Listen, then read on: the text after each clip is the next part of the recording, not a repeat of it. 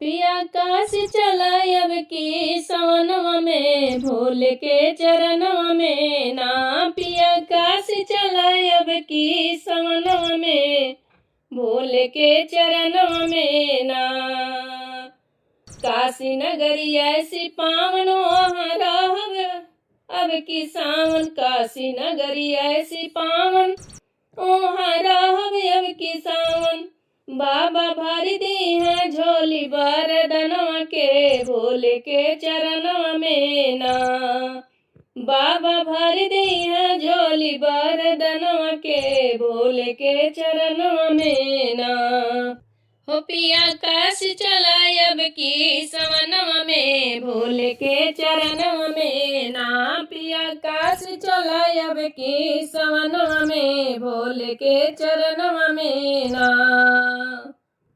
केहू चंदन लगावे, केहू धातुरा चढ़ावे, केहू चंदन लगावे, केहू धातुरा चढ़ावे। केहू भस्मी लगावेला बदनवा में, भोले के चरणवा में ना। केहू भस्मी लगावेला बदनवा में, भोले के चरणवा में ना। पिया काशी चला अब की सवनवा में, भोले के चरणवा में ना। पिया काशी चला अब की सवनवा में, भोले के चरणवा में ना।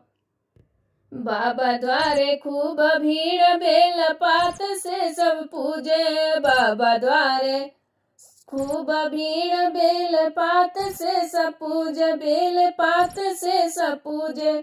केहू जलवा चढ़ावेला गगरवा से, भोले के चरणवा में ना। केहू जलवा चढ़ावेला गगरवा से, भोले के चरणवा में ना।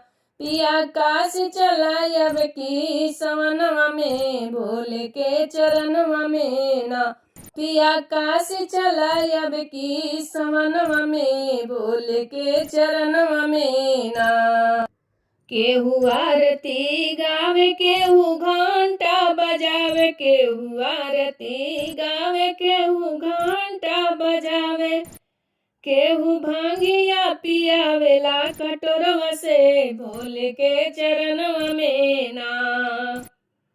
केहू भांगिया पियावेला कटोरवा से, भोले के चरणवा में ना। पिया काशी चला अब की सवनवा में, भोले के चरणवा में ना।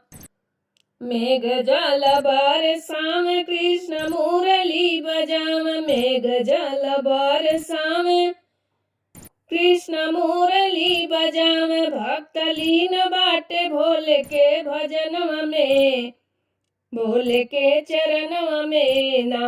भक्त लीन बाटे भोले के भजनवा में, अब की सवनवा में ना। पिया काशी चला अब की सवनवा में, भोले के चरणवा में ना।